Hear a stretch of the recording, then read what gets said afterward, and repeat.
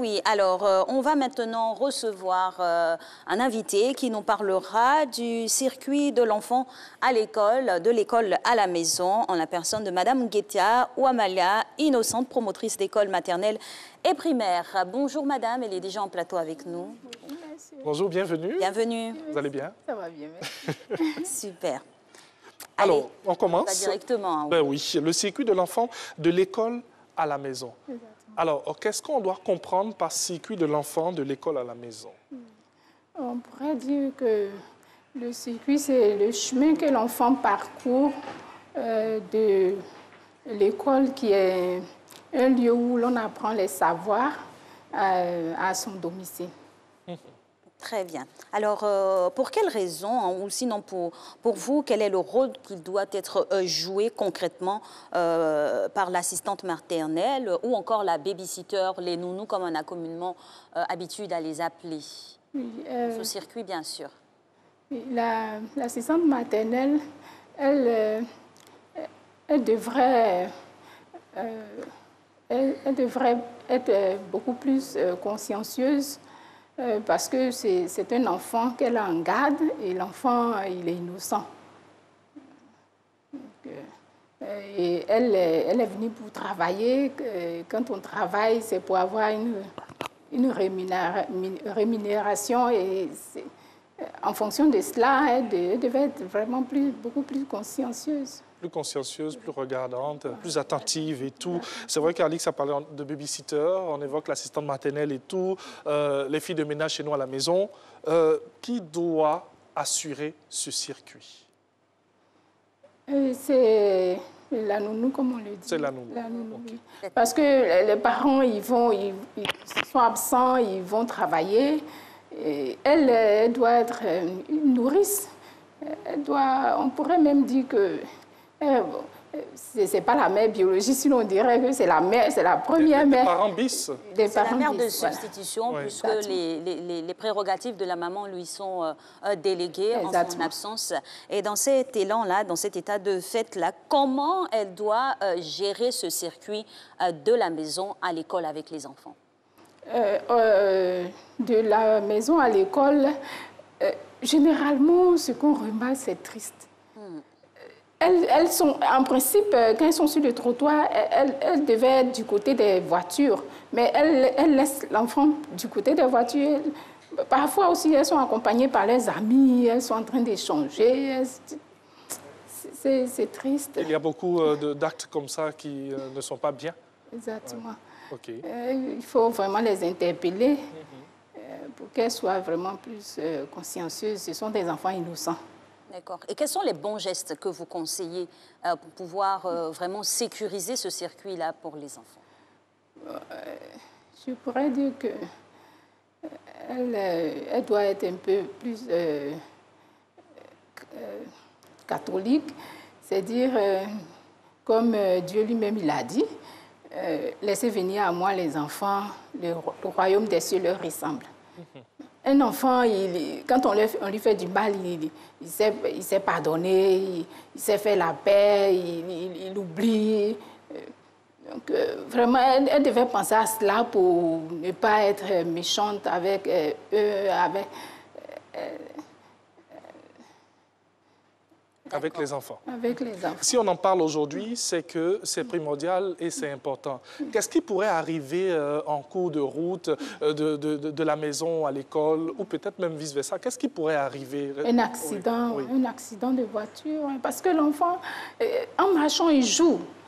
Il a l'âge du jeu, il joue, il n'est pas consciencieux. Une grande personne qui est avec lui devait pouvoir s'en occuper réellement. C'est vraiment triste. Et on va décortiquer, justement, s'en occuper concrètement, réellement. Comment ça s'illustre? Par exemple, tenir la main de l'enfant, ne pas avoir son téléphone, ce genre de choses-là. Mais il y a d'autres encore, il y a d'autres gestes à adopter. Vous qui êtes au sein des institutions scolaires, vous connaissez un peu comment les enfants se comportent. C'est vrai qu'ils sont turbulents. Hein, ça, vraiment turbulents, parce qu'il y a des enfants, quand on leur attrape la main, brusquement, ils arrivent en s'en défaire, ils courent, et ils sont tout le temps en train de courir. Il y en a qui, quand on dit... faut pas courir. Ils disent non, si je ne cours pas, je n'arrive pas vite. Ils sont inconscients. Les grandes Ils sont personnes... insoucieux plutôt. Insoucieux. Insoucieux. Oui. Par rapport à leur âge. Exactement. À cet âge-là, ils sont vraiment insoucieux et c'est vraiment difficile. Une grande personne qui s'en occupe pas, c'est écœurant. C'est vraiment écœurant. La responsabilité est dévolue à l'adulte. Exactement. Alors, Madame Ngueta, moi, en tant que parent d'élèves, voilà, en tant que parent, je pars au travail. C'est vrai que j'ai laissé à la maison une nounou qui a le droit et bien, qui doit bien s'occuper de l'enfant. Le soir, quand je rentre, qu'est-ce que je fais pour m'assurer que tout s'est bien passé et tout? Comment ça se passe? Comment moi, le parent, je peux avoir les yeux sans être présent? On peut interroger l'enfant. Oui. Malheureusement, il y a des... babysitter qui intimide l'enfant pour dire si tu en parles à ta maman, tu vas voir ce que je... Et puis, il les effraie, les enfants aussi, à cet âge, ils sont effrayés, ils se recroquevillent. C'est vraiment... Et donc, quelle est la petite technique que vous pouvez donner pour que l'enfant puisse s'exprimer en toute sécurité, pour ne pas qu'il y ait de représailles le lendemain ou voilà. L'enfant... Discuter aussi avec peut-être le personnel de maison hein, pour pouvoir assurer les uns les autres. Exactement. On n'est pas en terrain conflictuel. Les parents doivent mettre l'enfant en confiance. Un enfant, il a besoin de beaucoup plus d'amour. Et quand le parent est assez tendre avec son enfant, il arrive à lui arracher des mots, des petits mots. Si l'enfant est effrayé par la babysitter, il arrive quand même à dire quelques mots. Il y a par exemple un enfant qui disait « Ah, maman, faut pas le dire à ma tante, hein, parce que si elle apprend... » Bon, vous comprenez, ils ont un peu peur, mais en même temps, ils arrivent à faire le petit... On crée un cadre de sécurité et donc de confidentialité pour pouvoir les protéger. Vous qui êtes au niveau de l'école, vous voyez tout ça venir, hein, parce que quand les enfants arrivent avec les nounous, vous voyez un peu le spectacle auquel vous êtes soumis. Est-ce que des fois, vous prenez la responsabilité de les interpeller, de discuter avec ces tatas-là? Tout à fait. Qu'est-ce que vous dites? Il y en a à qui j'ai dit... Je vais dehors et je suis. Et je vois qu'il y a une nounou, il y a plusieurs nounous comme cela. Quand elles sont un peu loin du portail, elles disent à l'enfant, va. Et l'enfant vient seul. Et à l'heure de venir le chercher, elle reste loin là-bas, elle lui fait signe. Donc je l'approche pour lui dire, non madame, c'est pas comme cela.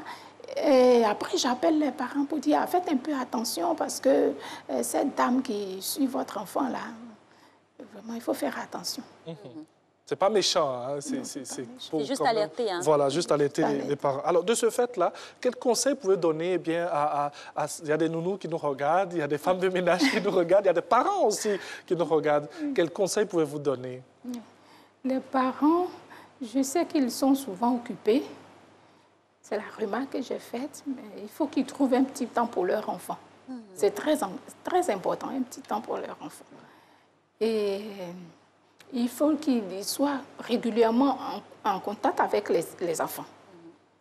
Régulièrement en contact pour qu'il y ait des échanges. Et à travers ces échanges-là, il y a beaucoup de choses qui peuvent se dire, comme on le dit, l'enfant, il est enfant. Il est enfant, il dit tout ce qu'il pense. Les assistantes maternelles, je leur demande pardon de penser à Dieu et de bien garder les enfants. Parce que quand on rend service à un enfant qui est innocent, c'est à Dieu qu'on rend service. Oui. Et ce service est retourné à la personne qui a rendu service à l'enfant. Donc, c'est pas fortuit. C'est pas fortuit. C'est pas fortuit.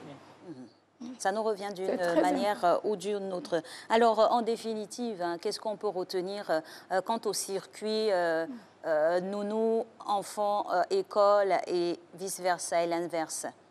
Qu'est-ce qu'il faut dire pour terminer? Il faut dire que je m'adresse surtout aux nounous. Surtout. Elles ont une grande responsabilité. Elles-mêmes, souvent, elles ont des enfants. Alors, si elles rendent service à ces enfants-là, quelqu'un d'autre aussi rendra ces mêmes services à leurs enfants.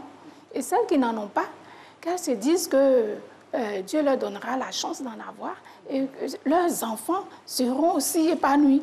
Parce que parfois, les babysitters, elles ont... je ne voudrais pas dire qu'elles sont de mauvaises femmes, mais elles auraient souhaité que ce soit leur enfant. Ce soit leur enfant qui ait tous ces atouts-là. Bon, parfois, il y a une petite jalousie. Qu'elles prient pour les enfants, Dieu aussi leur donnera ce qu'elles veulent. En tout cas, il faut être investi de bonnes pensées pour les autres et c'est sûr que cela nous reviendra assurément. Exactement. Merci infiniment. Merci. Madame Ngueta, promotrice d'école maternelle et primaire, avec elle on discutait du circuit très important de l'enfant de l'école à la maison. Merci à vous et puis tout de suite maintenant on va recevoir...